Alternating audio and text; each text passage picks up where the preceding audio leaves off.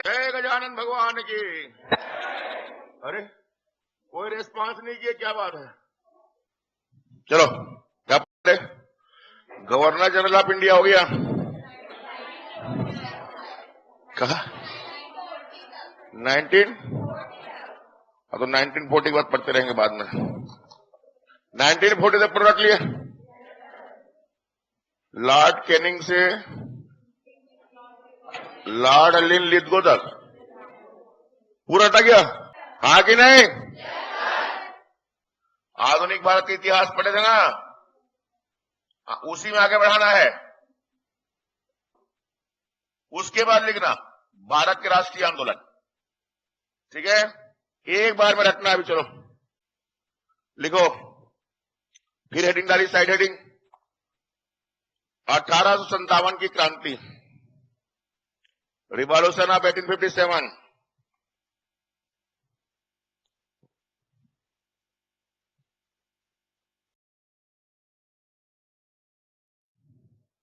देखो इसमें आपका फर्स्ट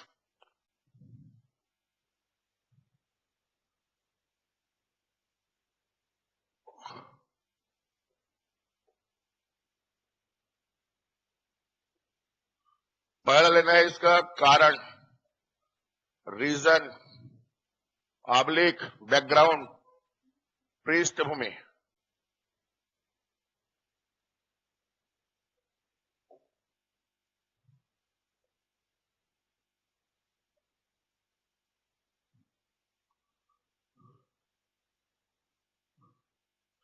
सेकंड, प्रारंभ कब हुआ, स्टार्ट एंड एक्सपांशन, और उसका विस्तार।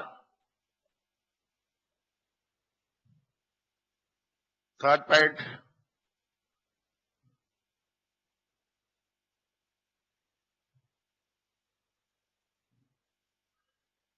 उसका तिथि क्रम, टाइमलाइन, तिथि क्रम।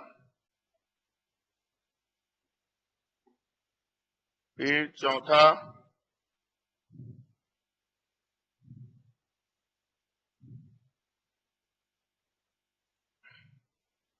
प्रमुख स्थल,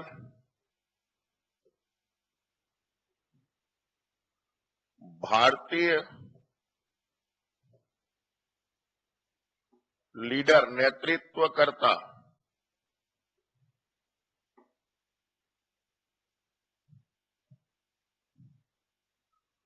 ब्रिटिश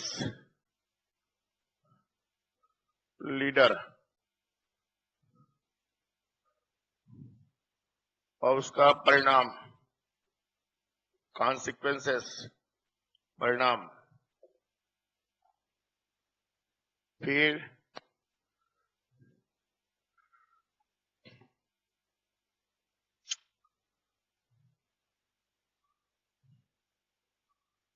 असफलता के कारण,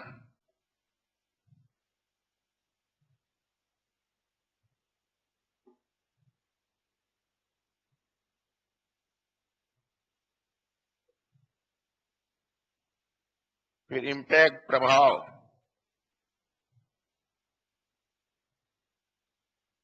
और फिर इसका नेचर क्या था, स्वरूप या प्रकृति, नेचर। ये लड़का, अरे इसे हटा दो, यहां से हटा, उधर रख, एक टेबल में रख दे, स्टूल में, उधर या इधर, इधर रख, कोने में, उधर रख। देखो पहला चीज आपका 1857, 1857 का जो आपका ग्रेट रिवॉल्यूशन हुआ इंडिया में, यहां से भारत में अंग्रेजों के अगेंस्ट रिवॉल्यूशन शुरू हुआ। उसी को हम बोलते हैं 1857 क्रांति का क्रांति। ओके, ये जो रिवॉल्यूशन है क्यों हुआ था, ऐसा क्या हुआ, इस कितना बड़ा देश में क्या हो गया आपका रिवॉल्यूशन, उसी को हम बोलते हैं 1857 क्रांति का कारण। ये आपका प्री मेंस इंटरव्यू सब में काम आएगा। मेंस का एक बहुत महत्वपूर्ण क्वेश्चन है ये। ओके, तो मेजर जो भी काजेस थे उसका वो आपको याद करना है। ओके, देखो पहला कारण, कारण लिखो। अब नया पेज में आइए।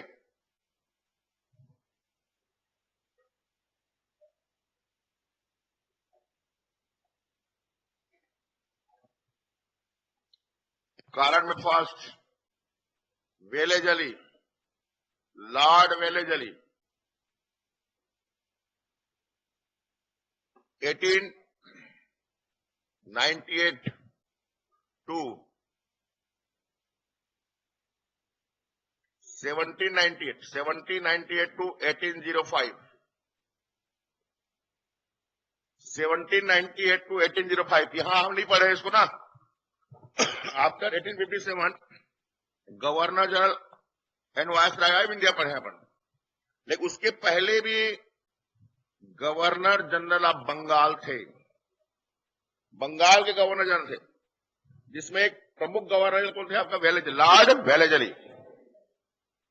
1798 टू 1805 इनका कार्यकाल था, टेन्योर था इनका। ओके, इनका जो टेन्योर था, देखो ये पढ़ेंगे आप लोग, तिवारी सर पढ़ाएंगे इसको। इसमें आपका सहायक संधि की नीति, सहायक संधि, सब्सिडियरी रूल,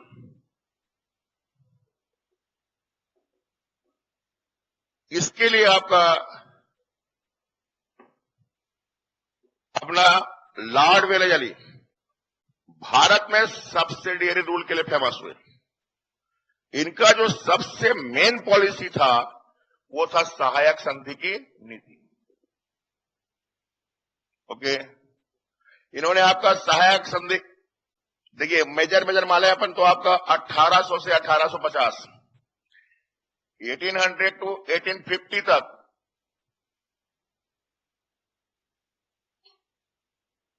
अगर हम बोले कि भारत में ईस्ट इंडिया कंपनी का शासन इसी पॉलिसी की वजह से चला।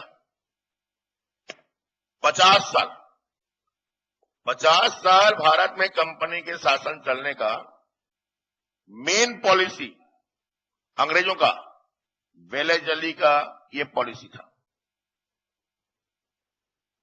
ओके, इस समय भारत में,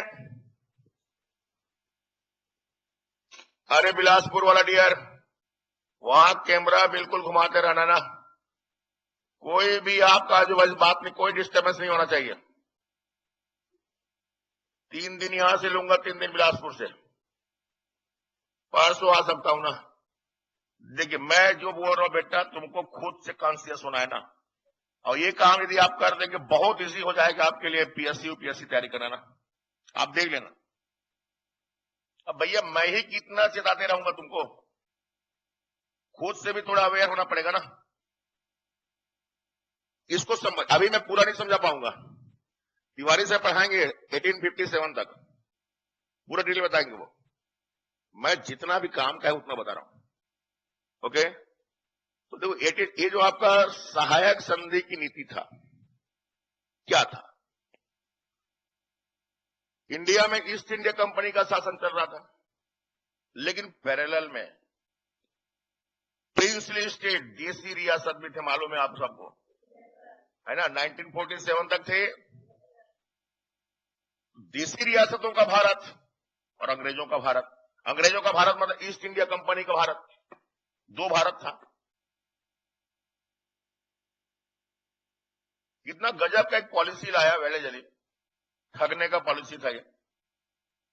इतना आसानी से भारतीय राजाओं को बेवकूफ बना दिया वो, उसके साथ साथ पूरा भारत जो है आपका सही में गुलाम हो गया ना। भले ही 1772 में लॉर्ड वारेन हेस्टिंग्स से काल से आपका भारत में अंग्रेजों का शासन शुरू हो गया था। लॉर्ड ओके कंपनी का शासन 1772 में शुरू हो गया था, लेकिन रियल आपका फाउंडर भारत में इंडिया, ब्रिटिश इंडिया का बोलोगे तो वेलेजली है। और उनका एक पॉलिसी है, भारतीय राजाओं से इसने एक एग्रीमेंट किया, भारतीय राजाओं को एक ऑफर दिया, बोले आप जो है हमारे साथ संधि कर लो, आपके पूरा राज्य की सुरक्षा का दायित्व हमारा होगा। बात समझिए, आपकी रक्षा दूसरे से हम करेंगे, हम जो आपकी रक्षा करेंगे उसके बदले में आप साल भर में हमको आप एक निश्चित धनराशि अमाउंट दे देना। जैसे 1 लाख रुपए हमको दे देना, आप इस 1 लाख रुपए में हम आपके राज्य की सुरक्षा करेंगे। अगर आपके ऊपर दूसरा कोई अटैक करता है तो आपको लड़ना नहीं पड़ेगा, आपको अपनी सेना रखना नहीं पड़ेगा, आप अपनी सेना मत रखिए, आपकी सुरक्षा हम करेंगे, उसके बदले में आप हमको 1 लाख रुपए देना। एक बात, ये पहला इसे कंडीशन था। क्योंकि दूसरा था, साथ ही साथ हमारा एक अधिकारी, ईस्ट इंडिया कंपनी का एक अधिकारी आपके दरबार में बैठेगा, जिसको कहा जाएगा ब्रिटिश रेजिडेंट। पढ़ेंगे आप, छत्तीसगढ़ पढ़ेंगे, बहुत काम आएगा ये। ओके, एक ब्रिटिश रेजिडेंट, जैसे कि आज हमारे देश का एक अधिकारी विदेशी राज्यों में अपने उनके दरबार में बैठता है, जिसको हम आप एम्बेसडर बोलते हैं, राजदूत। हमारा एक राजदूत आज अमेरिका में बैठता है, रशिया में बैठता है, पाकिस्तान बैठता है। हर देश में हम अपना एक एजेंट भेजते हैं। अरे बेटा इधर आ, इधर सामने बैठ, खाली है, हम अपना एक एम्बेसडर वहां भेजते हैं। वही एम्बेसडर इधर ध्यान मत दें, कौन आ रहा है कौन जा रहा है, दिमाग इधर, अपना एक एजेंट भेजते हैं, जिसको हम आज क्या बोलते हैं, एम्बेसडर। वैसे अंग्रेजों का एक एजेंट आपका राजाओं के दरबार में बैठेगा, जिसको क्या कहा जाएगा, उसका नाम क्या होगा, ब्रिटिश रेजिडेंट। एम्बेसडर नहीं, ब्रिटिश रेजिडेंट। और वो राजा उसी रेजिडेंट के अनुसार काम करेगा, उसके देखरेख में काम करेगा। राजाओं को बड़ा मजा आया शुरू में, बोले भैया हम घर बैठे रहेंगे, किसी से लड़ना नहीं पड़ेगा, मरना नहीं पड़ेगा, और हमारे लिए कौन मरेगा, आपका अंग्रेज, और हम सुरक्षित रहेंगे, ऐसा महसूस हुआ उनको। लेकिन जब संधि किए तब महसूस हुआ कि बेटा इससे तो हम अपने ही घर में क्या हो गए, गुलाम हो गए। कैसे गुलाम हो गए, तुम्हारी कोई सेना नहीं है, सेना किसकी है, आप अंग्रेजों की, और तुम कुछ भी नहीं कर सकते, जो भी करोगे वो ब्रिटिश रेजिडेंट से पूछताछ से करोगे आप। मतलब आप अपने ही घर के गुलाम हो गए ना। राजा तो वो है कि जो अपनी इच्छा से कुछ कर ले, लेकिन जब तुम्हारे पास कुछ आर्मी ही नहीं है, कोई मिलिट्री पावर तुम्हारे पास नहीं है, तो तुम काहे का राजा। ओके, आपका एसजेएस याद रखना, ये तो पूछता है प्रश्न। एस का मतलब सतारा, सतारा, जैतपुर, ओके, और संबलपुर। ऐसे सतारा, ओके, ये तो अपना रूल्स ऑफ लैब्स है। यहां पर 1805 में 3 रियासत ने HMT, हैदराबाद, मैसूर एंड तंजौर, ये अपन पढ़ेंगे, जस्ट अगला वाला है, हैदराबाद, मैसूर एंड तंजौर, ये 3 रियासत भारत में, हैदराबाद, मैसूर एंड तंजौर, और उसके बाद आपका मराठा। ये लोग भारत में सहायक संधि करने वाले भारत के पहले रियासत। ओके, तो बाद में महसूस हुआ राजाओं को कि भाई जिससे तो हम अपने घर में ही क्या हो गए, कैद हो गए, गुलाम हो गए। तब वो छटपटाने लगे और अंग्रेजों के रुष्ट हो गए कंपनी से, और अंग्रेजों से लड़ने लगे। यहां से भारत में देसी राजाओं के, देसी रियासतों के मन में ईस्ट इंडिया कंपनी के अगेंस्ट रोष पैदा होने लगा, और यही रोष 1857 की क्रांति का भी कारण बना। जब 1857 में रिवॉल्यूशन हुआ, लेकिन बैकग्राउंड कहां शुरू हो रहा है आपका, लॉर्ड वेरेजली से। वेरेजली ने ऐसा पॉलिसी चला कि आपका देसी रियासत राजा महाराजा लोग पूरा कंपनी के खिलाफ क्या हो गए, खिलाफ हो गए। एक्चुअल में 1857 क्रांति यही देसी रियासत ने ही तो लड़ा था। तो पहला कारण बेले जल्ली की सहायक संधि की नीति, याद रहेगा। दूसरा कारण देखो आपका सेकंड, इसके बाद आपका मेजर कारण को ले रहा हूं ना मैं, लॉर्ड आपका डलहौजी।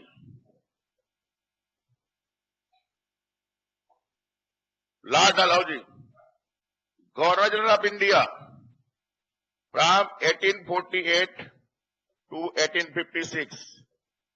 जस्ट लॉर्ड कैनिंग पढ़े हैं अपन। लॉर्ड कैनिंग से पहले लॉर्ड डलहौजी भारत के क्या थे, गवर्नर जनरल थे। ओके, इन्होंने आपका जो पॉलिसी चला इसको हम बोलते हैं आपका रूल ऑफ लैप्स। आपका रूल ऑफ लैप्स, हड़प नीति, यही कहलाता है आपका हड़प नीति। ओके, इसी में आएगा आपका एसजेएस, ये आपका सतारा जैतपुर संबलपुर, सतारा जैतपुर संबलपुर, ये सब पढ़ोगे, तिवारी सर पढ़ाएंगे।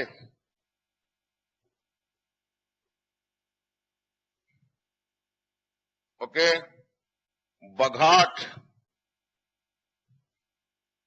बघाट आपका नागपुर, आपका झांसी, ये रटना पड़ेगा, डी प्रश्न पूछेगा आपको। ओके, सबसे पहले हड़प नीति कहां लागू किया था, सतारा, सतारा जैतपुर संबलपुर क्रम से, फिर बघाट, बघाट के बाद नागपुर, नागपुर के बाद झांसी, एक आध बीच में और लेकिन प्रश्न के आपके लिए काम का ये है। ओके, हड़प नीति देखो, हड़प नीति कल बताया था मैं, हिटलर, ये भी तो हिटलर था, भारत का हिटलर है। जैसे नहीं बोला था कि पोलैंड के बंदरगाह पसंद आया, हड़प लिया उसको, ये ससुरे भी है सब,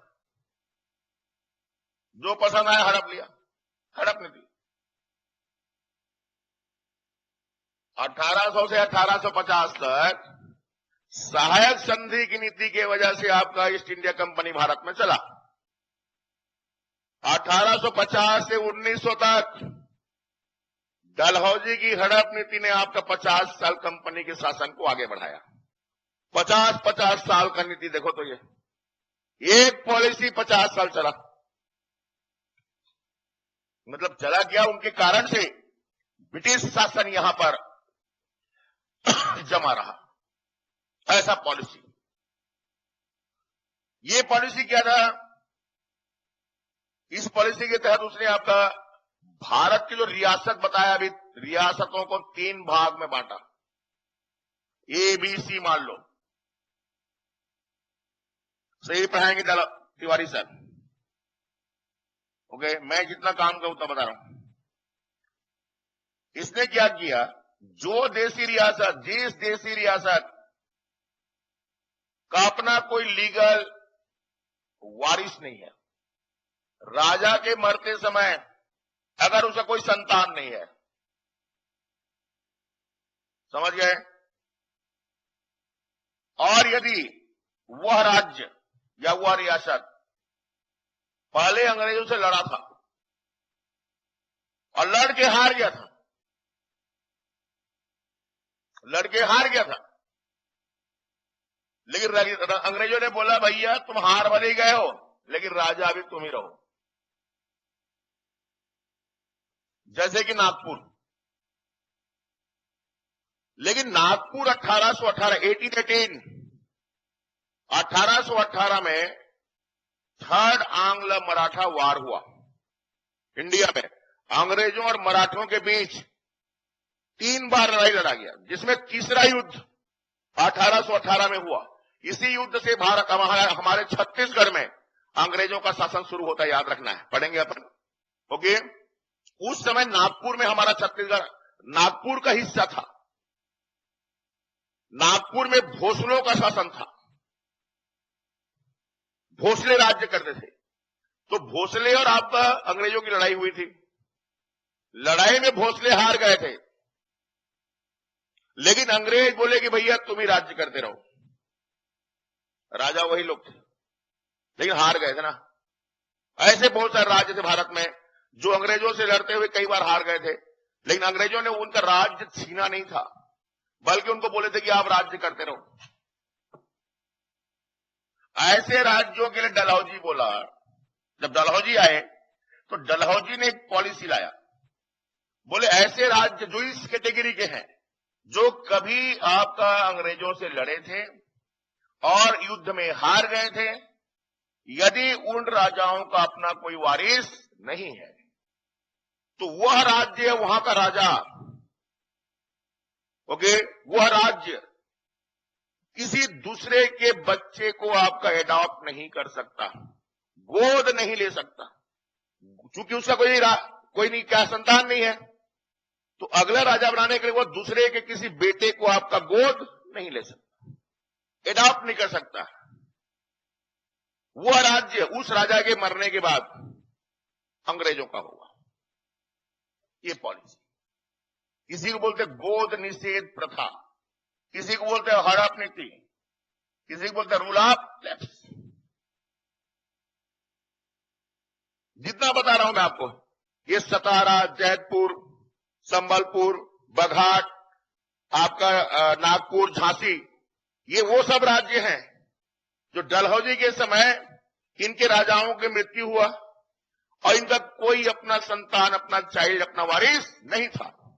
और ये वो राज्य है जो कभी अंग्रेजों से हारे थे। इनके लिए डलहौजी ने आपका कानून लाया कि आपके राजा का मृत्यु हो गया है तो आप किसी दूसरे के बच्चे को गोद नहीं ले सकते, बल्कि आपका राज्य हमारा होगा, हमको दो। किसी को बोलते हैं आपका रूल ऑफ लैप्स। जैसे झांसी की राजा का मृत्यु हो गया था तो आपका झांसी को आपका डलहौजी बोला कि आप किसी को गोद नहीं ले सकते, झांसी हमारा होगा, और झांसी का उसने विलय कर लिया। यही तो कारण था कि झांसी की रानी लक्ष्मीबाई आपका युद्ध में लड़ी थी। वो देश के लिए नहीं लड़ी थी, वो तो अपने राज्य के लिए लड़ी थी। सही बात है ना? ये भी जानना है आपको, अपने लिए लड़ी थी वो, हमारे लिए नहीं। जानना है बात को, आपको समझ गए? ये आपका 1857 क्रांति का बहुत ही महत्वपूर्ण कारण था, क्योंकि 1857 क्रांति में सबसे बड़े जो आपका लड़ने वाले लोग थे वो थे देशी रियासतों के राजा। ओके, ये याद रखना है। चले आगे।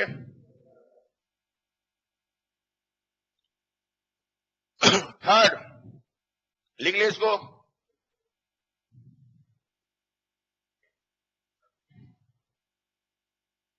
देखो, थर्ड आपका लॉर्ड विलियम बेंटिंग।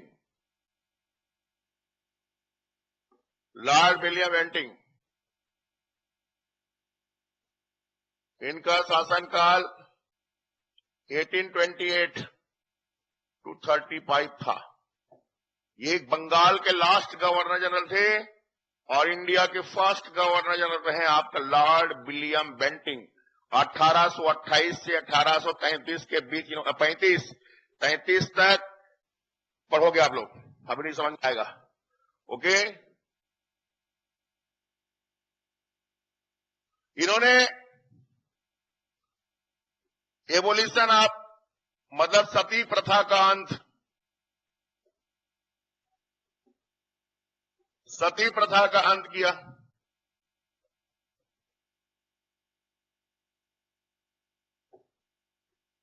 ओके, 1829 में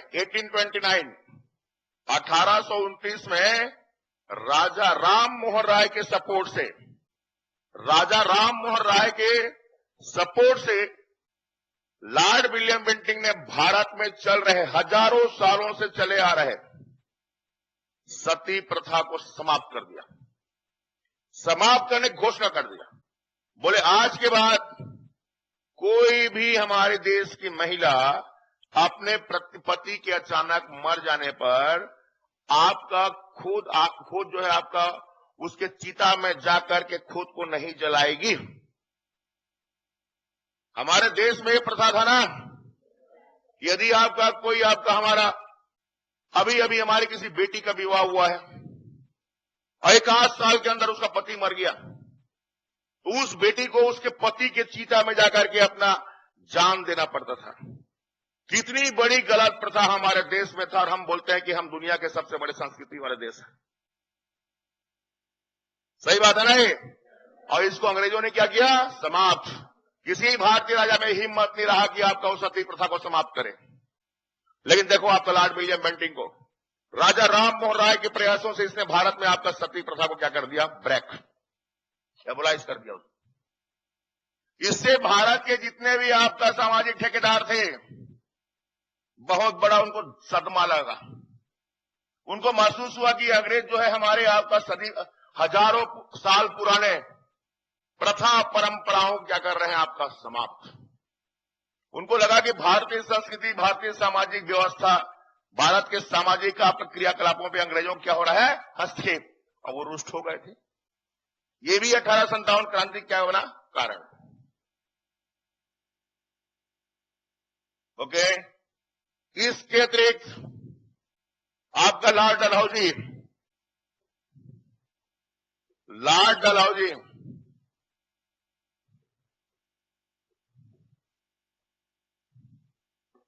और लॉर्ड कैनिंग पढ़े अपन। लॉर्ड कैनिंग, इनके समय आपका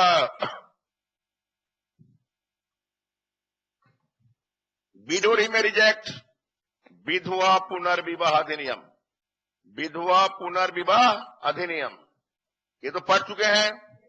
देखो ये एक्चुअल में डिजाइन हुआ था डलहौजी के समय, लेकिन इनेक्ट हुआ कब? आपका 56 में, जब कैनिंग आए। इसे दोनों का नाम याद रखना है आपको। ओके, आपका ईश्वर चंद्र विद्यासागर, ये किसके प्रयास से हुआ था? ये तो पढ़ चुके हैं अपन, ईश्वर चंद्र विद्यासागर। तो इसमें थे, और इसमें कौन थे? राजा राम मोहन राय। दोनों याद रखना बेटा, बहुत इंपॉर्टेंट क्वेश्चन है। राजा राम मोहन राय भारत में फादर ऑफ रीन्यूसेंस, भारत में पुनर्जागरण के पिता कहलाते हैं। इन्होंने भारत में आपका सामाजिक सुधार आंदोलनों की शुरुआत किया, और इन्हीं के प्रयासों से आपका लॉर्ड विलियम बेंटिंग ने जो है भारत में सती प्रथा का अंत किया। तो लॉर्ड डलहौजी ने विधवा पुनर्विवाह को आपका प्रचलित करवाया। अभी तक हमारे देश में आपका एक कितना गलत कदम था। देखो कि अभी 1 साल हो रहा है हमारी किसी बेटी का आपका विवाह हुआ, अब वो सती तो नहीं होगी, लेकिन विधवा तो हो जाएगी। अब विधवा होगी मतलब जीवन भर अकेली जिएगी, फिर से उसका विवाह नहीं हो सकता है। ये तो किसी की जान लेने के बराबर है ना। इसको आपका डलहौजी ने क्या कर दिया कि नहीं, ऐसा नहीं हो सकता। अगर किसी बेटी का ऐसा आपका कोई विवाह होता है और अचानक उसके पति की मृत्यु हो जाती है, वह विधवा हो जाती है, और यदि वो चाहे तो फिर से विवाह कर सकती है। कोई भी इसको नहीं रोक सकता। यदि कोई व्यक्ति इसको रोकने का प्रयास किया तो वह दंड का भागीदार होगा। पनिशमेंट अप्लाई कर दिया उसने। कितने बड़े बड़े काम किए अंग्रेज लोग। तो भारत का सामाजिक व्यवस्था में क्या आया? रिफॉर्म आया। और ये भी आपका भारत के वो जो मैं बताया कि सामाजिक ठेकेदार लोग थे, उनको परेशान कर दिया, और वो आपका ब्रिटिश के क्या हो गए? अगेंस्ट हो गए, जो कि 1857 क्रांति क्या बना? कारण। देखो ये 4 मेजर एक्टिविटी है ना जो बैकग्राउंड में थे। 50 साल से भारत के जनता के मन में जो आक्रोश पैदा हो रहा था, वही आक्रोश 1857 क्रांति का कारण बना था। 1857 क्रांति कोई एक घटना की वजह से अचानक नहीं हो गया था। यह घटना तो 50 सालों से आपका किसी न किसी कारण से भारत की जनता ईस्ट इंडिया कंपनी के अगेंस्ट उसके मन में जो विचार पैदा हो रहे थे, जो रोष पैदा हो रहा था, जो आक्रोश जन्म ले रहा था, उसका क्या था परिणाम था, जिसमें बड़ी घटना ये 4। ओके, इसके अतिरिक्त देखो आपका लाल डलहौजी 5वां,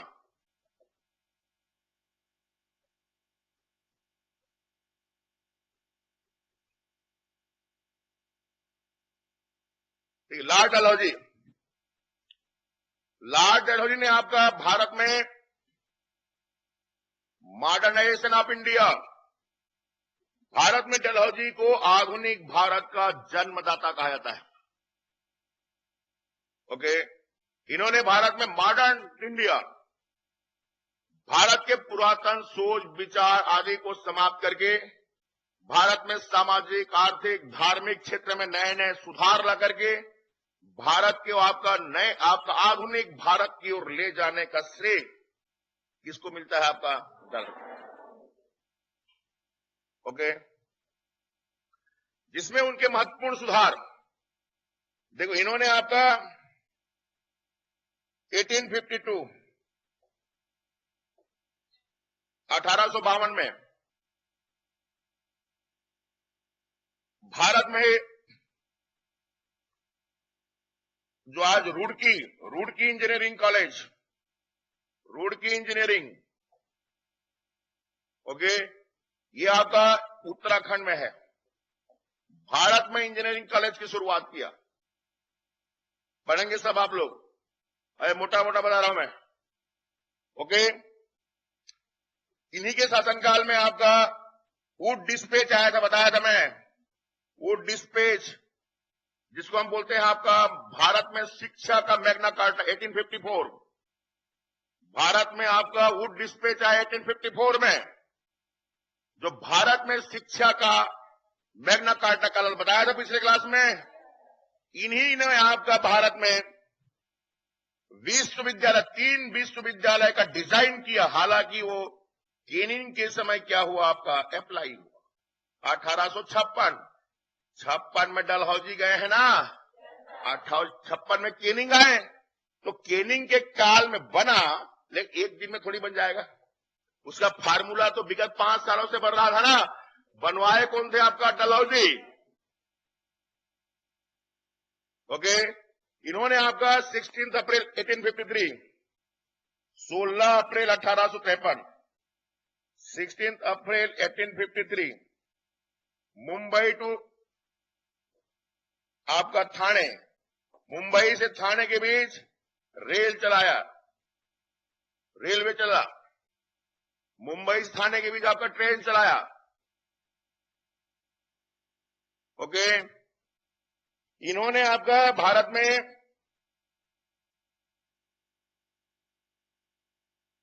कराची बंदरगाह, उस समय पाकिस्तान भारत में था ना, तो कराची बंदरगाह से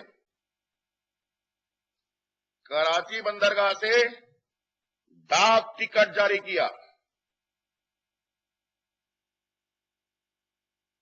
डाक पोस्टल टिकट जारी किया। Most important question. ओके, इन्होंने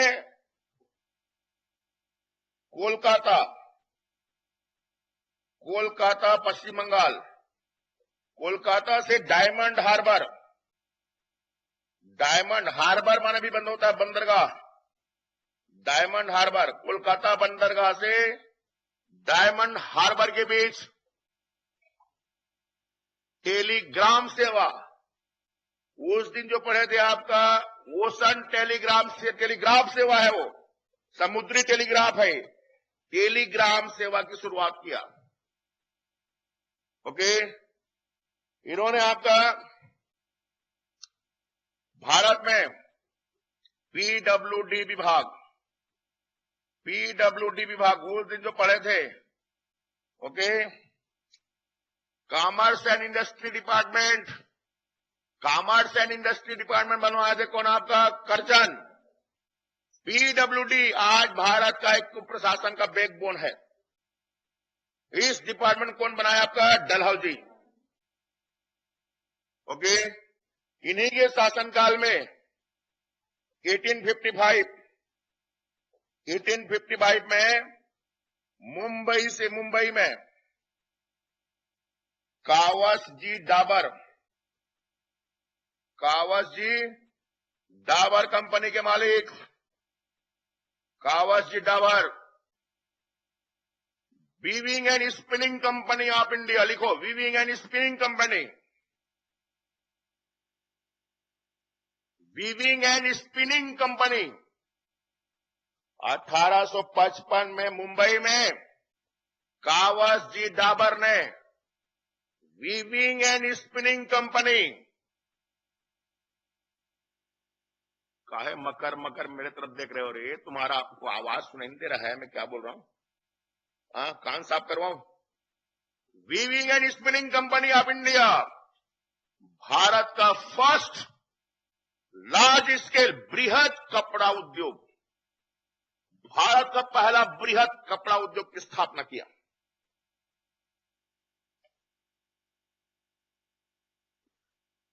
बहुत सारा काम है इनका ना, वो सब मैं अभी नहीं बता सकता भैया,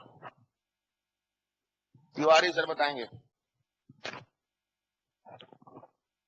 मेरे को 1857 से आगे चलना है, लेकिन बैकग्राउंड में सब कारण करके बता रहा हूं।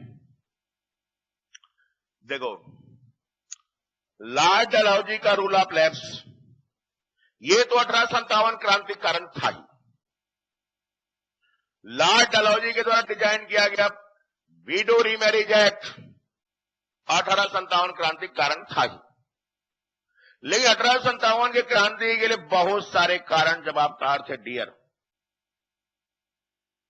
ओके, लॉर्ड डलहौजी ने क्या किया था? भारत का पहला इंजीनियरिंग कॉलेज स्थापित किया, जिसको आज रुड़की IIT बोलते हैं हम लोग। इंजीनियरिंग कॉलेज की शुरुआत, भारत में शिक्षा के प्रसार के लिए इन्होंने वुड डिस्पैच लाया। विश्वविद्यालय 3 स्थापित करने के लिए आप तो आगे बढ़े, हालांकि वो कैनिंग के समय स्थापित हुआ, लिखवाया हूं मैं आपको, है ना, लेकिन बैकग्राउंड में कौन थे? डलहौजी। PWD विभाग की स्थापना किया। देखो, कराची बंदरगाह, कराची पाकिस्तान, वहां से डाक टिकट जारी किया, भारत का पहला डाक टिकट कराची से जारी हुआ। भारत की पहली टेलीग्राम सेवा कोलकाता से डायमंड हार्बर के बीच शुरू हुआ। भारत का पहला रेलवे मुंबई से थाने के बीच चला। तीनों याद है ना, कहां से कहां चला, यह प्रश्न आता है। ओके, इन्होंने ही, इनके ही काल में इन्होंने ऐसा पॉलिसी लाया, भारत में आपका भारत का इंडस्ट्रियलाइजेशन ऑफ इंडिया, भारत का आधुनिक औद्योगिकरण किया। वीविंग एंड उस समय का बड़े उद्योग की श्रेणी में आते थे आपका कपड़ा मिल। ओके, भारत का पहला लार्ज स्केल कपड़ा मिल, नाम है weaving and spinning company, Kawasji Dabur ने मुंबई में स्थापित किया। ओके, भारत का पहला जूट मिल, सब इन्हीं के समय स्थापित हुए। बाकी बाद में पढ़ना, नहीं तो मर जाओगे तुम लोग। एक तो याद नहीं होगा, इतना याद हुआ, ये मोस्ट इंपॉर्टेंट है यार। ये सब के सब 1857 की क्रांति का कारण था। रेल आता था, रेल को देखते बोलते लोग, क्या बोलते, दैरे क्या है ये, ऐसा बोलते थे। पता है, हमारे देश में देवता आ गया है, ऐसा। रेल के आगे जो खड़े होगा उसको रेल खा जाएगा, ऐसा बोलते थे गांव वाले। जिधर से ट्रेन गुजरती थी ना, तो ट्रेन आ रहा है बोलते थे मुंडी को उधर कर, ट्रेन को आगे से देख ली तो ट्रेन क्या करेगा, निकल जाएगा। 1855 के लोग ऐसे नहीं थे, 1955 वाले भी थे, यहां तक कि तुम्हारे 2000 के लोग भी हैं ऐसा। गांव के अचानक लोगों को आप कबूज मारिया को लेकर ट्रेन के सामने खड़े कर दोगे तो सोचता था दाई खा जाएगा, ऐसे ऐसी सोच थी लोगों में ना। ये सब भारतीयों के आक्रोश का क्या बना कारण। शिक्षा का प्रसार भारत में लोगों के आक्रोश का बहुत बड़ा कारण था। मैकाले का आपका जो इंग्लिश एजुकेशन सिस्टम था 1833 मैकाले मिनट जारी हुआ था 1833 में, पढ़ोगे सब। ये भी भारत में आपका लोगों के आक्रोश का कारण था। जितना लिखवाया हूं इस सब से भारतीय जनता अंग्रेजों से क्या होने लगी, आपका रुष्ट, जिसके कारण से वो 1857 की क्रांति। मोस्ट इंपॉर्टेंट पार्ट में चल रहा हूं मैं, क्वेश्चन यहां से पूछेगा ही आपको, प्री में सब में ना, इसको छोड़ना ही नहीं है। पूरा समझ में तब आएगा आपको जब तिवारी सर कवर करेंगे, ओके। लेकिन फिर भी आपका भी रटना, बिलास फिर क्या लिख रही है रे सामने वाली, चल तो रे बेटी खड़े हो, इवनिंग बेच वाली चश्मा वाली छोटी लड़की, क्या तेरा नाम है रे, पैकरा है क्या है, खड़े हो तो खड़े कर दो उसको। हाँ वो फुल शर्ट वाली ब्लू वाली सामने जो बैठी है, हाँ हाँ तेरे को ही बोल रहा हूं मैं, NCR 1, चल हाँ खड़े हो।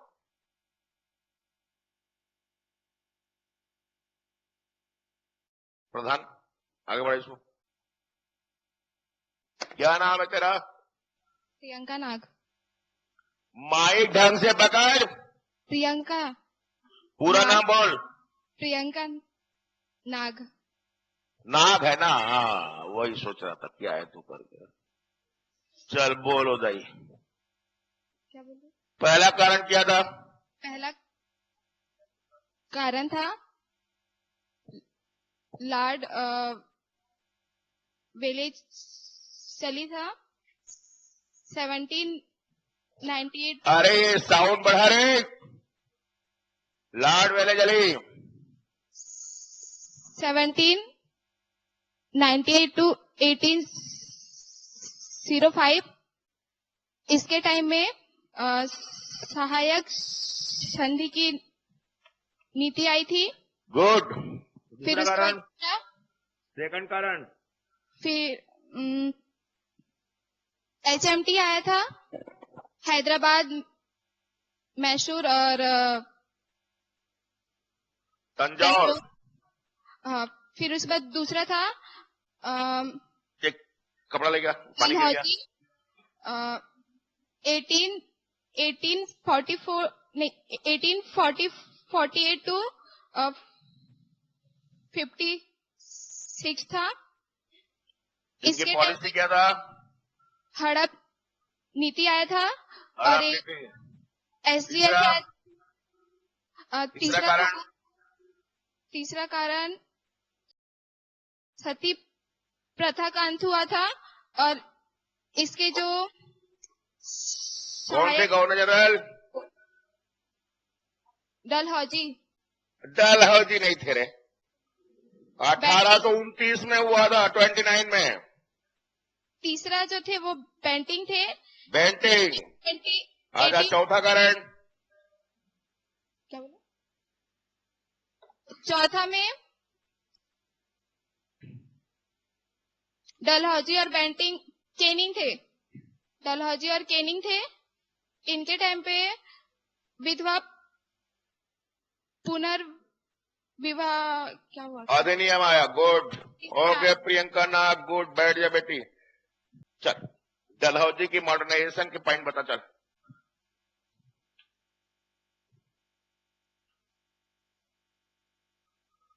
ऐसे पूछूंगा।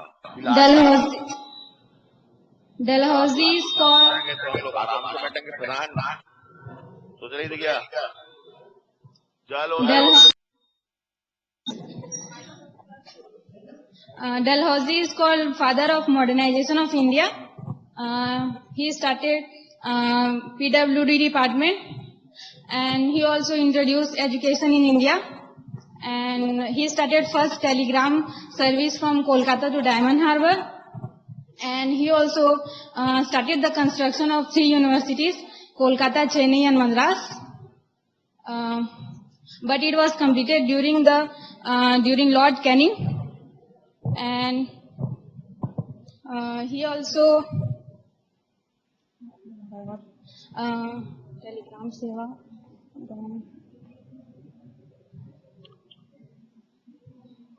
PWD department, telegram First large scale industry was established by बस telegram Dabar ji. Telegram service डाक सर्विस की शुरुआत कहां से की? 3 सर्विस शुरू किए, टेलीग्राम सर्विस, डाक service and railway. First railway from Mumbai to Thane. From Karachi, railway from Mumbai to, तीनों एक साथ याद होना चाहिए। Okay, yes, in education field, आवाज नहीं आ रहा है। एजुकेशन में क्या किए उन्होंने? Wood dispatch इनके टाइम में Wood dispatch was started during his time 1854. Okay, and second, He started the construction of 3 universities, but it was completed during Lord Canning. In 1852 1852. he started first engineering college of India in Roorkee. He established- He established 1852, 1854, 1856, 52 में engineering college, 54 में would dispatch, 56 में आपका university. In industries, during his time, Dabarji established first large-scale industry of India. इन कहां पर? 1856 in Mumbai. Companies name, Weaving and Spinning Company of India. Weaving and spinning, धागा वाला, धागा का मतलब कपड़ा मिल। एक भी ऐसा पॉइंट तुमको नहीं बताया हूं जो नहीं पूछा गया होगा। हर पॉइंट अपने आप में क्वेश्चन, तुम कितना रट सकते हो ये डिपेंड करता है तुम्हारे ऊपर। लेकिन बेटा पहली बार में ही याद होता है ना। ओके, बैठ जा डियर। Thank you, sir. चले आगे। ये देखो आपका कितना पॉइंट हो गया? 5 पॉइंट। मेजर पॉइंट है सब ना। इसके अतिरिक्त 2 मिनट। ओके, सामाजिक कारण देखो। अरे 2 मिनट मत लिखो, बोला ना। सामाजिक कारण में तो सती प्रथा का अंत, विधवा पुनर्विवाह अधिनियम, वो तो कारण था ही। लेकिन discrimination between black and white, अंग्रेज लोग काले गोरे की भेदभाव की नीति। अंग्रेज लोग अपने आप को गोरे समझते थे ना, अब भारतीयों को काले। हर जगह रेल में यात्रा कर रहे हैं तो काले गोरे की भेदभाव, कहीं सभा सम्मेलन हो रहा है तो काला गोरा की भेदभाव, सेना में आपका कर्मचारी सैनिक के रूप में गए तो काले गोरे की भेदभाव। लोग इससे परेशान हो गए। जैसे कुत्ते के समान भारतीय जनता से, भारत के कर्मचारियों से आपका अंग्रेज अधिकारी ट्रीट करते थे। ओके, इससे भारत के लोगों के मन को जो है बहुत ही आपका ठेस पहुंचता था। ये भी आपको उनके आक्रोश का क्या था कारण। ओके, भारत में आपका धर्मांतरण, अंग्रेज लोग क्रिश्चियन थे, आते ही वो लोग क्रिश्चियनाइजेशन ऑफ इंडिया, भारत का ईसाईकरण शुरू कर दिया। जो हिंदू या मुस्लिम ईसाई धर्म को ज्वाइन करते थे उसको नौकरी देते थे। ओके, उसको आपका सेना में, नौकरी में अच्छे पदों पर आपका अपॉइंट करते थे, जमींदार बना देते थे उसको। समझ रहे हैं? क्रिश्चियनाइजेशन ऑफ इंडिया, ईसाईकरण, भारत का ईसाईकरण शुरू कर दिया, धर्मांतरण। ये बहुत बड़ा आपका भारतीय जनता के आपका दिलो दिमाग को झकझोर के रख दिया कि भारत की जनता को आपका ये धार्मिक रूप से क्या कर रहा है, आपका नहीं करते। ये धार्मिक कारण था, सामाजिक कारण समझ में आ गया। काले गोरे की भेदभाव, जहां भी देखो काला गोरा का अंतर चलता था। आर्थिक कारण में देखो आपका free trade policy, most important question याद रखना, फ्री ट्रेड पॉलिसी। अंग्रेजी व्यापारियों को, अंग्रेजी जो आपका बिजनेसमैन थे, उनको भारत के साथ व्यापार करने की खुली छूट मिली है। उसी व्यापार को भारतीय व्यापारी करता था तो उसको टैक्स देना पड़ता था, और एक अंग्रेज व्यापारी करता था तो उससे कोई टैक्स नहीं लेते थे। तो भाई एक ही काम को दो लोग करेंगे, दोनों में से एक से आप टैक्स लोगे, एक से नहीं लोगे, ओके, तो भारतीय व्यापारियों की जो रीढ़ की हड्डी टूट गया, बर्बाद हो गए भारतीय व्यापारी लोग। ओके, ये जो आपका आर्थिक कारण था, इसमें ये जो आपका लार्ज स्केल इंडस्ट्रीज लाया, इससे हमारे देश के जो ट्रेडिशनल इंडस्ट्रियल आपका हमारा ट्रेडिशन था, जैसे कि कुटीर उद्योग, ग्रामो उद्योग, जो आप कॉटेज इंडस्ट्रीज थे, जो आपका हमारे आपका रूरल इंडस्ट्रीज थे, बर्बाद हो गए।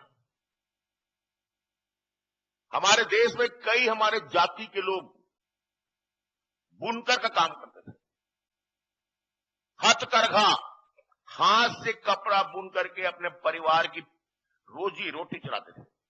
आज भी हमारे देश में आपका अर्थव्यवस्था, रोजगार का एक प्रमुख माध्यम है आपका बुनकर उद्योग। आज भी लोग कपड़ा बुन करके, हथकरघा चला करके, पनका जाति के लोग, हमारे छत्तीसगढ़ में देवांगन जाति के लोग, आज भी इन लोगों का एक रोजगार का प्रमुख जरिया क्या है, आपका बुनकर उद्योग। लेकिन जब आपका देश में बृहद उद्योग आ गया, कपड़ा आपका कंपनी में, आपका उद्योग में, मिल में बनने लगा, उसके तुलना में आपका भारतीय जो आपका देसी कलाकार और आपका बुनकर थे, उनके द्वारा तैयार किया गया कपड़ा क्वालिटी में आपका उससे कमजोर हो गया।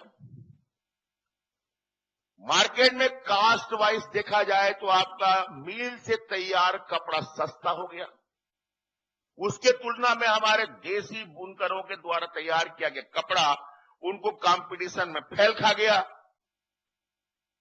ओके, जिससे बुनकर उद्योग पूरा धराशायी हो गया। ये कारण बना। ओके, 1793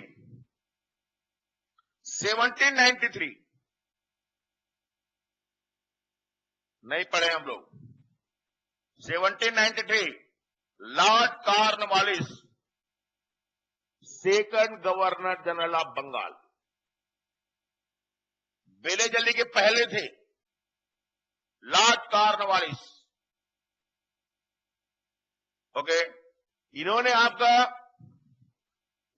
स्थायी बंदोबस्त, भूमि कर, भूमि के टैक्स को मैनेज करने के लिए अंग्रेजों ने भारत के चारों दिशाओं में 4 अलग अलग आपका फार्मूला अप्लाई किया। बंगाल में परमानेंट सेटलमेंट, स्थायी बंदोबस्त लागू किया। साउथ इंडिया मद्रास प्रेसिडेंसी में रैयतवाड़ी व्यवस्था लागू किया। नॉर्थ इंडिया, उत्तर प्रदेश, पंजाब, हरियाणा में महालवाड़ी व्यवस्था लागू किया। और वेस्ट इंडिया, महाराष्ट्र, गुजरात में एल्फिस्टन ने रैयत वाली और महालवाड़ी का मिक्स पैटर्न लागू किया चारों दिशा में। ओके, अपना रैयतवाड़ी व्यवस्था देखो, पहला है स्थायी बंदोबस्त, लॉर्ड कॉर्नवालिस, जानसूर इस व्यवस्था के आपका इनिशिएटर थे। लॉर्ड कॉर्नवालिस ने इसको अप्लाई किया in Bengal, in East India, South India. Okay, South India में आपका थॉमस रो ने रैयतवाड़ी व्यवस्था लागू किया। North India in UP and Punjab, Martin Bird ने महालवाड़ी व्यवस्था लागू किया। And in West India Mumbai presidency में एल्फिस्टन ने रैयतवाड़ी दक्षिण वाला और महालवाड़ी उत्तर वाला दोनों को मिक्स करके मिक्स पैटर्न लागू किया। चारों के चारों व्यवस्थाओं से हमारे किसान त्रस्त हो गए। इससे जमींदारों को फायदा हुआ, सामंतों को फायदा हुआ, अंग्रेजों को फायदा हुआ, लेकिन हमारे जो आपका एकदम आप खेती करने वाला गांव का किसान था, वो आर्थिक रूप से उसे कमर टूट गया। टैक्स दे दे करके उसके आपका बच्चे रोड में आ गए। इससे हमारे किसान नाराज हो गए। ओके, फ्री ट्रेड अप्लाई कर दिया, निःशुल्क व्यापार अंग्रेजों के लिए। हमारे भारतीय जो आपका परंपरागत व्यापारी थे, हमारे छोटे छोटे लघु उद्योग वाले थे, वो आपका बिल्कुल आपका बेरोजगार हो गए।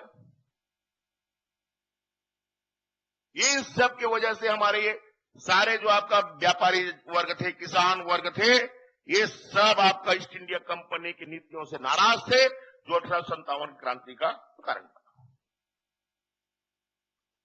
ओके, अंग्रेजों का एक खास फार्मूला क्या था? मनी ड्रेन, धन का पलायन। ओके, धन का पलायन क्या होता है? जैसे एक अंग्रेज आपका गवर्नर जनरल भारत आया, अंग्रेज अधिकारी भारत आए, अधिकारियों को आपका भारत में काम करने के लिए उनके काम के बदले लाखों रुपए पेमेंट मिल रहा है। उस अंग्रेज अधिकारी के जो परिवार है लंदन में बैठा है, वो अधिकारी यहां काम कर रहा है, उसके परिवार आपका बच्चे कहां बैठे हैं? आपका लंदन में। उसके बच्चे आपका होटल में खाना खा रहे हैं लंदन में, उसके बच्चे होटल में ठहर रहे हैं लंदन में, उसके बीवी बच्चे घूमने जा रहे हैं लंदन में। पैसा कमा रहा है उसका पति, उसका बाप कहां? आपका भारत में। यहां के पैसे को ससुरे कहां भेज रहा है? आपका लंदन। अंग्रेजों ने भी भारी हेवी टैक्स लगाया भारत में। अंग्रेज अब भारत के राजाओं ने भी भारी टैक्स लगाया भारत में, लेकिन भारत के राजाओं से भारत की जनता की स्थिति ऐसा नहीं हुआ था जैसे आपका ईस्ट इंडिया कंपनी से हुआ।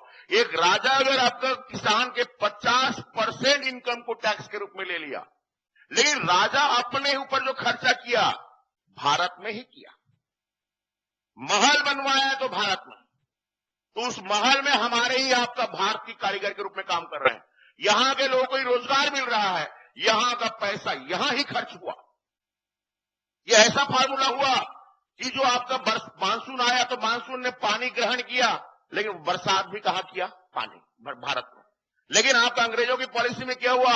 यहां से पानी ग्रहण किया और ब्रिटेन में जाके बरसात कर रहा है, तो यहां का पूरा पैसा कहां चला गया? आपका ब्रिटेन, जिसने भारतीय जनता की आपका आर्थिक रूप से कमर तोड़ दिया। Poverty and earn British rule India दादा भाई नौरोजी की रचना है, जिसमें उन्होंने इस बात को आपका हाईलाइट किया। ये भी भारत में जनता का रोष का कारण बना, जो कि 1857 की क्रांति का एक प्रमुख कारण था। ओके, इन सब के अतिरिक्त लास्ट में देखो आपका कि मिलिट्री आर्मी रीजन, इसमें आएगा तुम्हारा जनरल इनलिस्टमेंट एक्ट। बढ़ा था मैं आपका एक, और दूसरा आपका एनफील्ड राइफल का प्रयोग। ये तात्कालिक कारण था। तात्कालिक, ऐसा प्रश्न पूछेगा आपको, तात्कालिक कारण क्या था? ये माचिस था जिसने आग लगाया, लेकिन वो आपका जो तुम्हारा बैकग्राउंड में जो कारण थे वो तो बहुत पुराने थे ना। वो जो ढेर था जिसमें आप आग लगा रहे हैं, वो बहुत सारे कारण से पहले से ही आपका वो एकदम गर्म अवस्था में था। सिर्फ क्या किए आप? चिंगारी डालने का काम।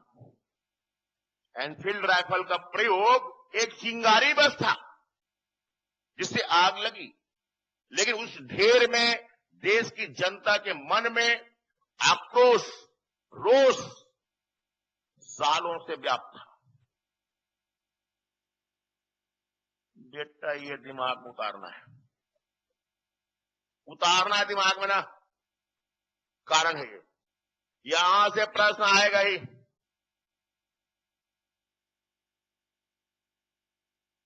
कोई दिक्कत? तिवारी से पढ़ाएंगे, बोल रहा हूं ना, और भी क्लियर होगा। कितना कारण लिखे थे? डलहौजी का रिफॉर्म पॉलिसी याद लिखे हो? डलहौजी लिखा गया पूरा, रेलवे, टेलीग्राम सब लिखा गया। अच्छा, सामाजिक कारण लिखो। नेक्स्ट, सोशल कास्ट, सामाजिक कारण। काले गोरे में भेदभाव, डिस्क्रिमिनेशन बिटवीन आपका ब्लैक एंड व्हाइट, काले गोरे में भेदभाव की नीति। बाकी वो शिक्षा विक्षा तो लिखवा चुका ना, वो भी सब सामाजिक कारण जब लिखना रहेगा मेंस में। धार्मिक कारण, धर्मांतरण की नीति, क्रिश्चियनाइजेशन ऑफ इंडिया, भारत का ईसाईकरण करना। एक एक लाइन छोड़ के लिखना बेटा, लाइन से मत लिख देना, बता दे रहा हूं ना, छोड़ के लिखो, तुम्हारे लिए काम आएगा वो। भारत का ईसाईकरण करना, भारत में आपका धर्मांतरण को लागू करना। ओके, कारण, धार्मिक कारण था। आर्थिक कारण,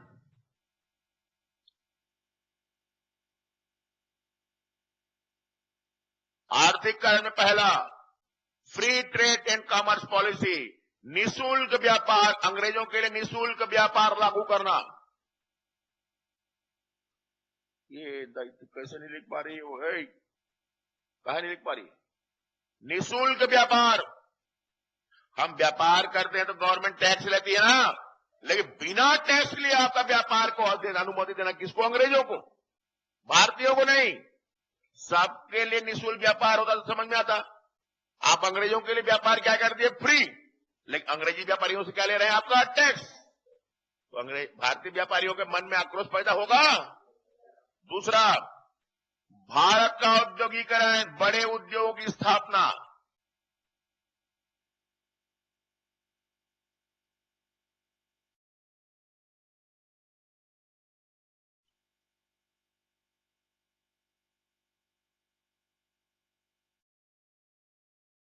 ओके, तीसरा, भारत में भूमि टैक्स, लैंड टैक्स पॉलिसी, जिसमें भारत को 4 पार्ट करो। ये देखो आपका ऐसा, ईस्ट इंडिया का मतलब बंगाल में स्थायी बंदोबस्त, ये सब पढ़ेंगे आप लोग। स्थायी बंदोबस्त, ये आपका जॉन सोर ने इसको डिजाइन किया था, और लॉर्ड कार्नवालिस ने इसको 1793 में लागू किया। ओके, स्थायी बंदोबस्त कहां लागू हुआ था? ईस्ट इंडिया में, बंगाल में। इसके डिजाइनर कौन थे? जॉन सोर। लागू किए लॉर्ड कार्नवालिस। साउथ इंडिया, यह है साउथ इंडिया का मतलब है मद्रास प्रेसिडेंसी। ओके, यहां पर लागू हुआ था रैयतवाड़ी व्यवस्था। इसको लागू किए थे Thomas Munro.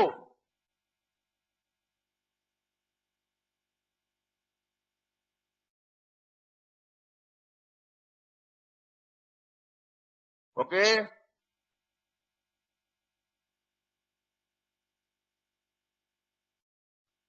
North India,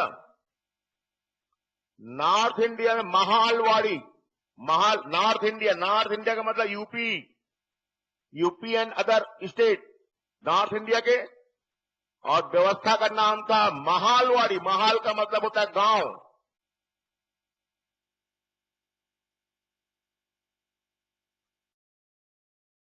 okay, Mahalwari व्यवस्था लिख लिए। उत्तर भारत में महालवाड़ी। रैयत का मतलब होता है किसान, रैयतवाड़ी, रैयत मतलब किसान। सब समझाएंगे आपको सर। पूर्व में लागू हुआ था स्थायी बंदोबस्त। पश्चिम का मतलब आपका मुंबई प्रेसिडेंसी।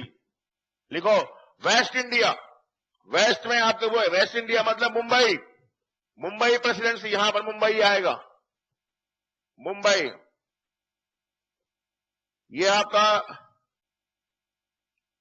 महालवाड़ी प्लस रैयतवाड़ी, दोनों का मिक्स पैटर्न लागू हुआ। मिक्स पैटर्न एल्फिस्टन ने लागू किया।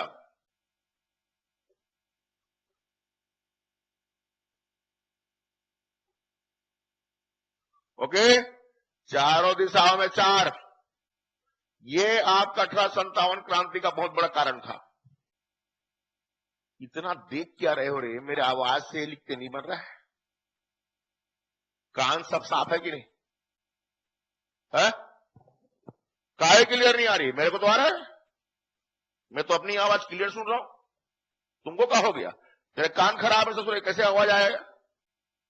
4 भारत है कि नहीं रे बेटा? हो पूर्वी भारत, दक्षिण भारत, उत्तर भारत, पश्चिम भारत। पश्चिम को लिखने के तुमको उसको देखना पड़ रहा है, बोर्ड को। खदर गया मैं। पश्चिम माने मुंबई पश्चिम में है ना, मद्रास दक्षिण में है ना, पूर्व में कोलकाता है कि नहीं, उत्तर में है ना यूपी, उत्तर प्रदेश दक्षिण में है क्या? ससुर नालायक लोग। तो पूर्वी भारत में आपका स्थायी बंदोबस्त डिजाइन किया जानसूर, अप्लाई किया आपका Lord Cornwallis. Therefore Cornwallis is known as the father of permanent settlement. पढ़ोगे सब आप, अभी और नहीं लिखना, इतना रख दो दाई, पर्याप्त है। बहुत बड़ी कृपा होगी मेरे ऊपर। दक्षिण भारत के मद्रास प्रेसिडेंसी में अप्लाई हुआ रैयतवाड़ी व्यवस्था। थॉमस मुनरो ने लागू किया इसको लॉर्ड हेस्टिंग्स के शासनकाल में। अभी लॉर्ड हेस्टिंग मत लिखना, अभी वो थॉमस मुनरो को तो रख दो, समझे? 1820 में लागू हुआ था ये। उत्तर भारत में महालवाड़ी, मार्टिन बर्ड लिखे ना रे, काहे नहीं लिखे? Martin bird. ओके, और पश्चिमी भारत मतलब मुंबई, यहां पर आपका दोनों आधा आधा लागू हुआ, एक लागू नहीं हुआ था। Okay, Mahalwari plus ryotwari, Elphinstone.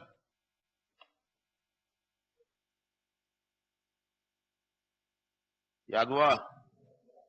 ये भी 1857 की क्रांति का प्रमुख कारण।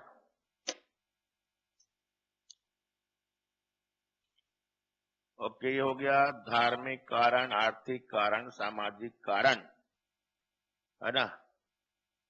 तात्कालिक कारण लिखो,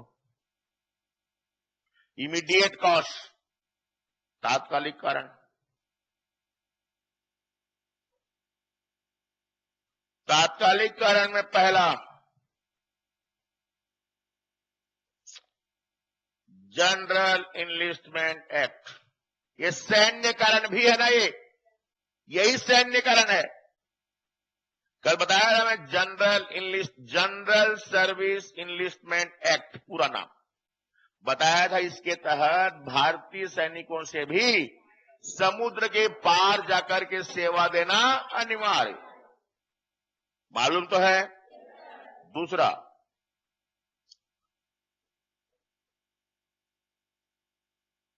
आर्मी के लिए लिखो, आर्मी के लिए डलहौजी ने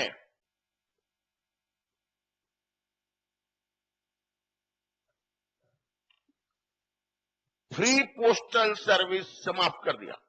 फ्री पोस्टल सर्विस, निशुल्क डाक सेवा को समाप्त कर दिया।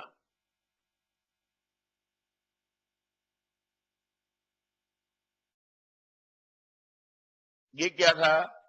अभी तक भारत के सैनिकों के लिए निशुल्क डाक सेवा थी। यदि कोई सैनिक अपने मां बाप को, अपनी पत्नी को, बच्चों को आपका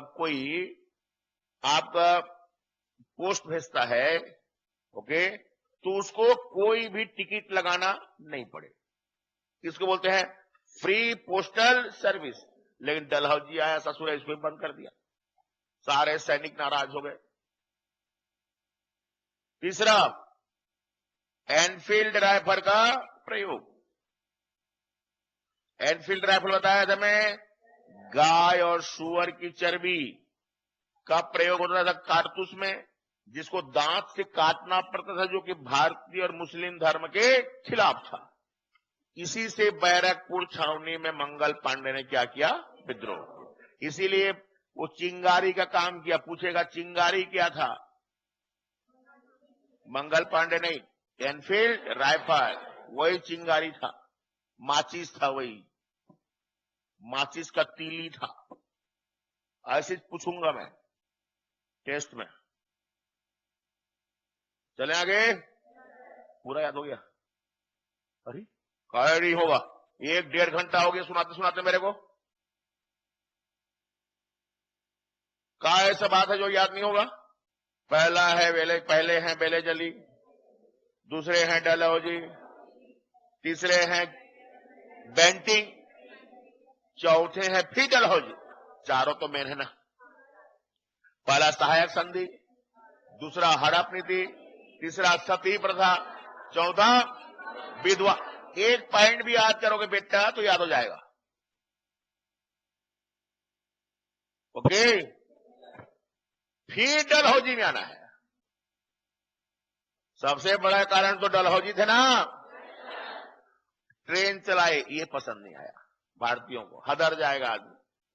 शिक्षा शुरू की, वो पसंद नहीं आया। टेलीग्राम पसंद नहीं, कुछ पसंद नहीं आया। अब उसी को आज भोग रहे हैं हम लोग। अगर आज दाई डलहौजी नहीं आते तो लुगरा पहन के घूमते रहते तुम लोग, और तुम लोग बंडी पहने रहते बेटा हो। बंडी बंडी धोती और बंडी, समझ गए ना? ये तो डलहौजी है जिसके कारण से आपका जीन्स पैंट पहन घूम रहे हो ना। गुड अंग्रेज क्या? अरे भाई, जो है तो है ना यार। ये हमारे इतिहासकार लोग ससुर ऐसे लिख दिए। हालांकि ये नालायक से ससुर है, बहुत भारतीयों का उत्पीड़न किए, सब सही बात है, लेकिन भारतीयों को दिए भी बहुत कुछ। समझ गए? लिखो आप नेक्स्ट पेज में। अगर आधा बचा है पूरा, जितना बचा है पूरा छोड़ो। हाँ, छोड़ दिए। अब लिखो timeline. Timeline and second point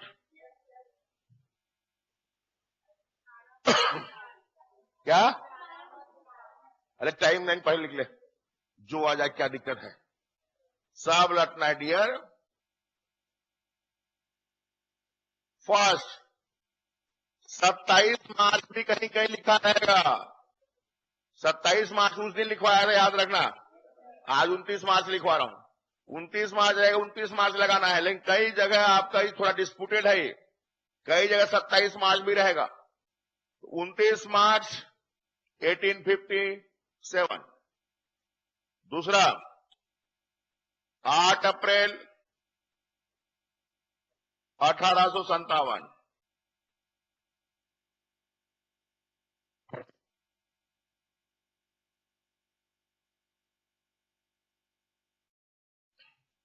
दस अप्रैल एक और लिख लो, 1857। चौथा, 10 मई 1857, 11 और 12 मई 1857, फिर 13 मई 1857, फिर आपका 31 मई 1857, 31 मई 1857।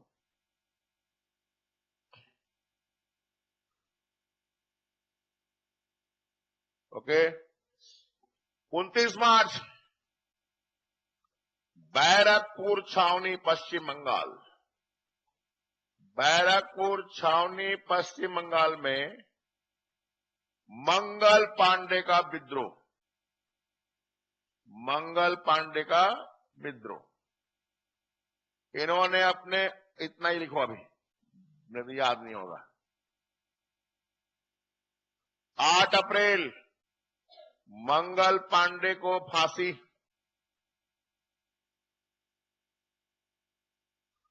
10 अप्रैल को सैनिकों की बैठक हुई, जिसमें 31 मई का डेट देश भर में विद्रोह के लिए तय हुआ, देश भर में विद्रोह के लिए निर्धारित हुआ।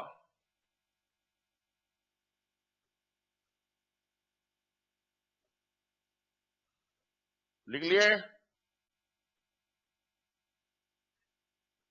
10 मई मेरठ छावनी, मेरठ छावनी यूपी, दिल्ली के ऊपर बताऊंगा अभी, मेरठ छावनी यूपी।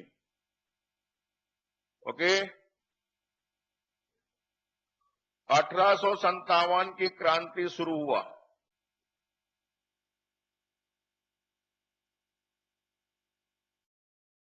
प्रारंभ हुआ।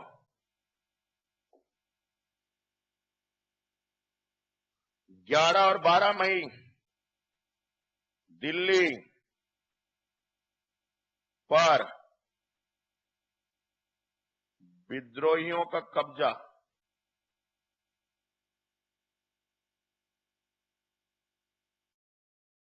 13 मई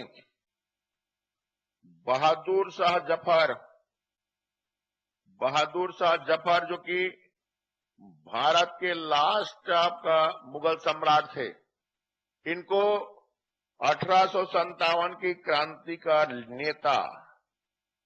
क्रांति का नेता घोषित किया गया, और 31 मई विद्रोह के लिए निर्धारित फिक्स डेट था ये।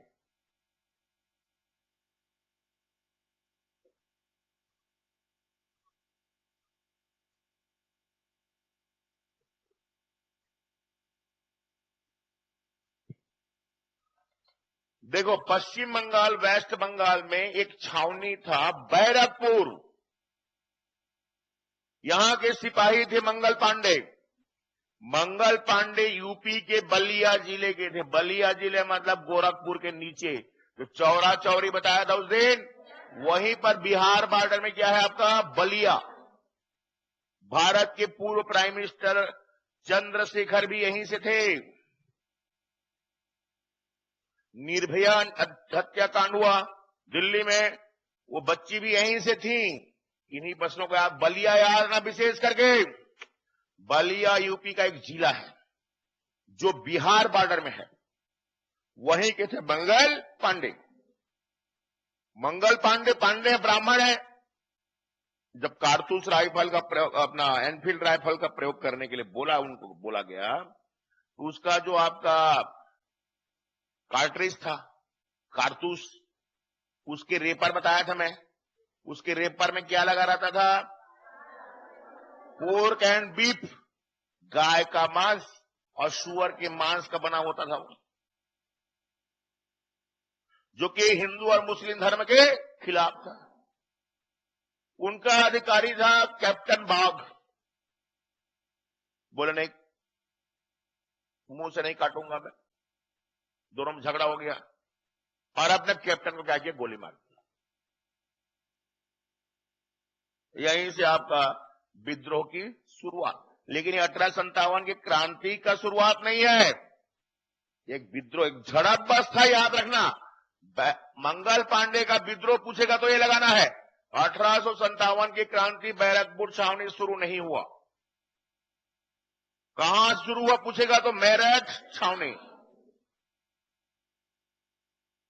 आपका 29 मार्च की घटना है। आनंद फानन अंग्रेज लोग बिना विचार किए मंगल पांडे को हैंग कर दिए, फांसी दे दी। इनके फांसी की घटना से हमारे उनके सभी आपका जो सैनिक बंधु थे एकदम आपका क्रोध में आ गए। बोले ऐसे क्या था कि आपका 8 से 10 दिन में आप फांसी पे लटका दिए होंगे। इसीलिए लोग 10 अप्रैल को देश भर के सैनिक लोग एक मीटिंग किए। अब मीटिंग करके तय किए कि 31 मई 1857 को देश भर के सैनिक एक साथ विद्रोह करेंगे। तो 31 मई का डेट तय किया गया था, याद रखना है। लेकिन मेरठ छावनी के ससुर सैनिक लोग आपका धैर्य नहीं रख पाए। यही तो आपका विद्रोह की असफलता का कारण था। पढ़ेंगे असफलता का कारण। असफल होने का 1857 की क्रांति फैल खा गया। इतनी बड़ी क्रांति फैल खा गया और इसके फैल होने का सबसे बड़ा कारण यही था, पहला कारण यही था कि भाई जब आप तय किए हो कि आपका 31 मई को हम आपका एक साथ देश में क्रांति करेंगे, तो अचानक मेरठ के छावनी के जो सिपाही थे 10 मई को कर दिए। 10 मई को कर दिया अचानक, आप 10 मई को कर दिए। 10 मई को 1857 के आप क्रांति शुरू हो गया। 10 मई के बाद 11 और 12 मई दिल्ली पहुंचा। 4 जून को लखनऊ पहुंचेगा, बताऊंगा अभी। 4 जून को लखनऊ पहुंचेगा, 5 जून को कानपुर, फिर झांसी, फिर ग्वालियर, फिर बनारस, फिर आपका जगदीशपुर, मतलब आपका बिहार। ऐसे फैलते गया। ओके, अलग अलग तिथि पर अलग अलग जगह पर होने लगा। इससे अंग्रेज अधिकारियों को आपका इस विद्रोह को दबाने में समय मिल गया। भैया 4 जून को लखनऊ में हो रहा है। जब तक 4 जून को लखनऊ में होगा, उसके पहले अंग्रेज अधिकारी लोग दिल्ली के विद्रोह को दबा दिए। दिल्ली वाले शांत हो गए। वही सैनिक कहां पहुंच गए? लखनऊ। 4 जून को लखनऊ में, 5 जून को आपका कानपुर में, दोनों को दबाए। वही सैनिक कहां पहुंच गए? झांसी और ग्वालियर। झांसी और ग्वालियर को जब तक दबाए, उसके बाद शुरू हो रहा है बनारस का और आपका तुम्हारा अपना जगदीशपुर का। वही सैनिक कहां जा रहे हैं? आपका बनारस और जगदीशपुर। मुट्ठे भर अंग्रेज तो थे भैया देश में। अगर एक ही दिन पर, एक ही टाइम पे दिल्ली में होता, लखनऊ में होता, कानपुर, झांसी, आपका ग्वालियर, बनारस और आपका दिल्ली और छत्तीसगढ़ में एक ही दिन में होता, तो कहां कहां जाते अंग्रेज? इतने मुट्ठी भर अंग्रेज थे कि भारतीय सैनिक तो उनको चुन चुन के मार देते। लेकिन सबसे बड़ी गलती हो गया, 31 मई को एक साथ अगर शुरू होता तो इसका परिणाम अलग होता। हो सकता है 1947 के बजाय 1857 को भारत आजाद हुआ था। एक गलती किया। इसके इस एक गलती के वजह से मान के चलो कि 100 साल भारत में ईस्ट इंडिया कंपनी का शासन और बढ़ गया। एक गलती का नतीजा 100 साल हमको और गुलाम बना दिया। ओके, ये डेट याद रखना है। तो 11 और 12 मई को मेरठ छावनी के सैनिकों ने आपका विद्रोह किया। 10 मई को, 11 को ये लोग मेरठ से दिल्ली आ गए। 11-12 मई को वहां पर बहादुर शाह जफर, अंतिम मुगल सम्राट थे भारत का, बूढ़ा व्यक्ति थे, बुजुर्ग हो गए थे, दिन भर शायरी लिखने रहते थे, काम था इनका। अरे भाई, एक बादशाह शायरी लिखेगा तो देश कौन चलाएगा भाई? भैया तुम बादशाह हो, तुम सम्राट हो देश के, तुमको शासन करना चाहिए। शायरी लिखने के दुनिया में बहुत सारे लोग हैं। ससुर शायरी लिख रहा है, इसलिए तो इतना बड़ा मुगल साम्राज्य समाप्त हो गया था बेटा भारत में। ओके, और कोई तुमको नहीं मिला ससुर 1857 क्रांति का लीडर बनाने के लिए। किसको बना रहे हो? एक शायर को। एक शायर को आपने क्या घोषित कर दिया? 1857 क्रांति का नेता। आप हमारे नेता होंगे। 23 मई को बैठे हैं, शायरी लिख रहे हैं।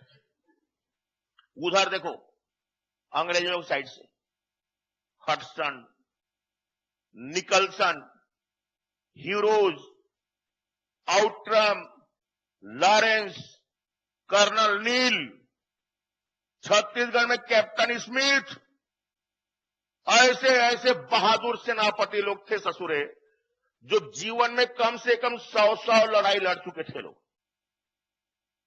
जिनके जीवन में 100 लड़ाई लड़ने का अनुभव था। और उधर कौन है? बहादुर शाह जफर, जो आज तक तलवार नहीं देखे। मजाक नहीं लेना है, मैं जो समझा रहा हूं वही रियल स्टोरी है, वही सब ऐसे ही समझ में आता है। तो भैया एक तरफ आप एक अज्ञानी, एक अनुभवहीन व्यक्ति है आपका नेता, और दूसरे तरफ आपका सैकड़ों लड़ाई लड़ने वाले आपका कैप्टन लोग आपका मुखिया है, तो आपका युद्ध का परिणाम तो गड़बड़ होगा ना। ये भी हमारे 1857 के क्रांति की असफलता का कारण। वो असफलता कारण को आखिरी में रखना नहीं है, ऐसे असफलता कारण आते जाएगा। 10 मई एक कारण था कि वह अचानक शुरू हो गया। 13 मई को आपका बहादुर शाह जफर को आपने नेता चुना, यह भी कारण बना, क्योंकि आपका बहादुर शाह जफर एक योग्य लीडर नहीं थे। ओके, ये टाइमलाइन बेटर रखना है तुमको ना। ये हर टाइम एक प्रश्न आ चुका है ना। इसके बाद एक्सपांशन लिखे, विस्तार।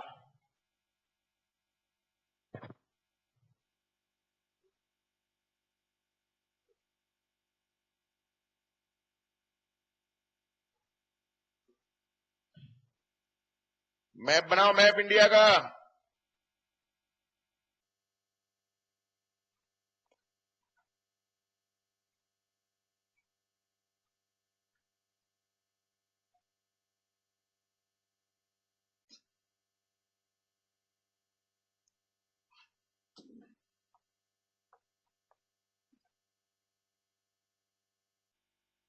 तो ये है आपका बैरकपुर,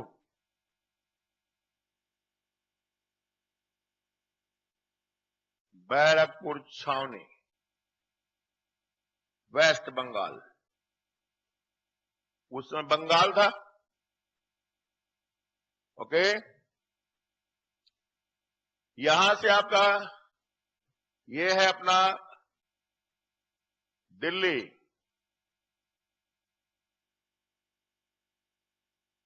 जस्ट इसके ऊपर ये है आपका मेरठ।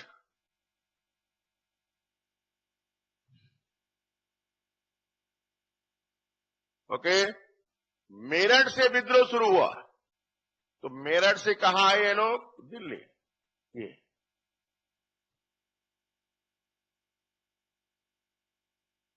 ओके,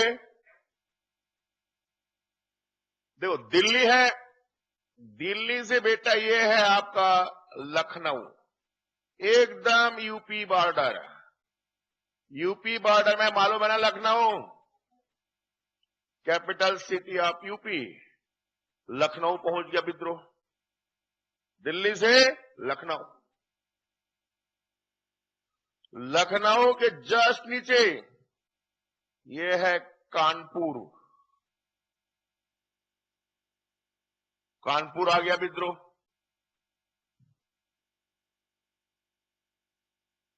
कानपुर के ठीक नीचे ये है भैया झांसी,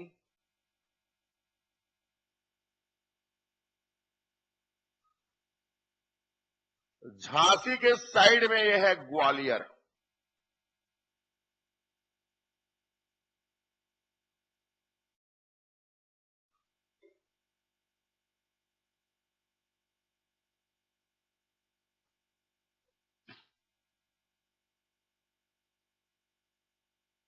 ओके, लखनऊ के बाद फिर इधर बढ़ेगा, यह है आपका बनारस। बनारस वर्तमान इलाहाबाद के बाजू में, इलाहाबाद और बनारस दोनों लिखिए, इलाहाबाद आबलिक बनारस, ये यूपी में, और बनारस के बाजू में आपका बिहार में है जगदीशपुर। हालांकि मेरा इधर लिखा जा रहा है ना, लेकिन ये कहां है आपका? बिहार, जगदीशपुर।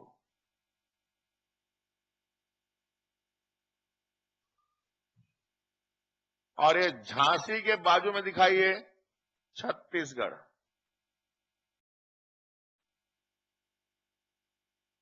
अठारह जनवरी 1858, डेट को लिखवाऊंगा मैं अलग से। ओके,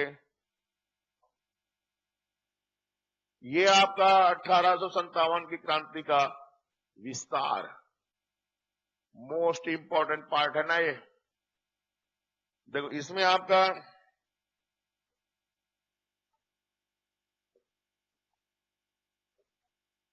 ये साउथ इंडिया, देखो ये ऐसा, ये पूरा इंडिया,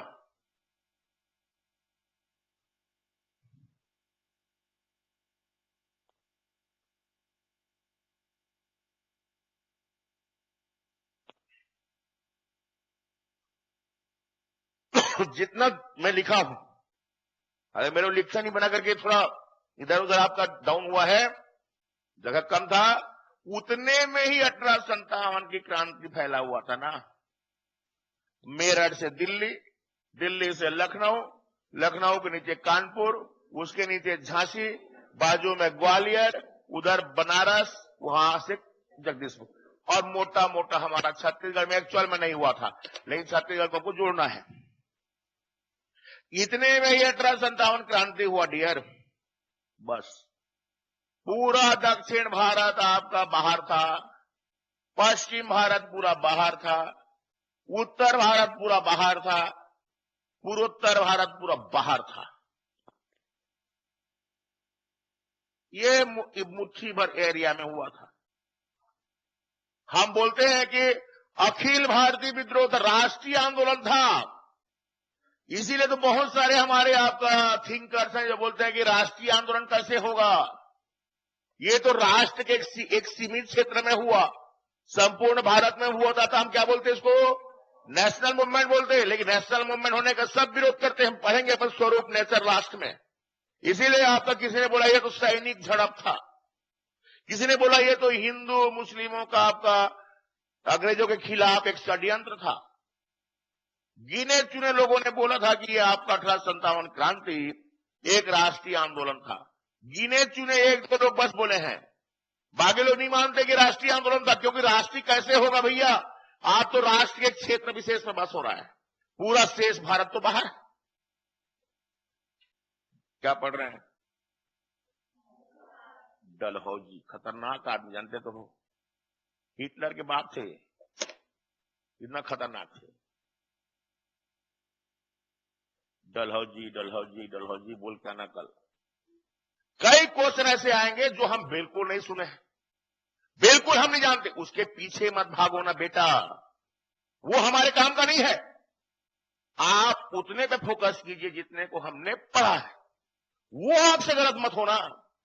ये पास होने का, ये पोस्ट लेने का बेटा तरीका है ना। एक क्वेश्चन कहां से आ गया अनजान टाइप का, अरे भैया ये क्वेश्चन आया, उसके लिए 10 ठो किताब को आप पढ़ रहे हो, खोज खोज के।